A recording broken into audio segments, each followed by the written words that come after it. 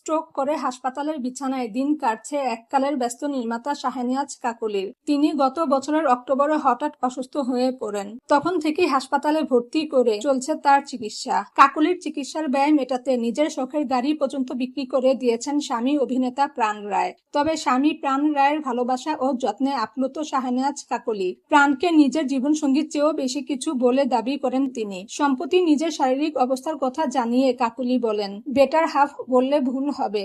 এখন সে আমার শরীরেরই একটা অংশ হয়ে গেছে। ওকে ধরেই দাঁড়াই, ওকে ধরেই বসি।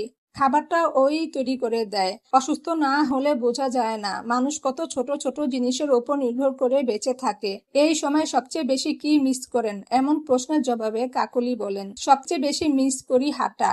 মনে হয় জীবনে আরো বেশি হাঁটা উচিত ছিল। যদি হাঁটাগুলো জমা করে রাখা যেত তাহলে হয়তো এখন সেগুলো নিয়ে হাঁটতে পারতাম। চোখ বন্ধ করলেই মনে হয় আমি ক্যাম্পাসে হাঁটছি, চারুকলার চারপাশে ঘুরে বেড়াচ্ছি, হল পর্যন্ত হেঁটে যাচ্ছি। সেই জীবনটাই খুব মিস করি। চারুকলার স্মৃতি নিয়ে আবেগঘন কণ্ঠে তিনি বলেন, চারুকলাকে তো মিস করবই। সেখান থেকে আমার বেড়ে ওঠা।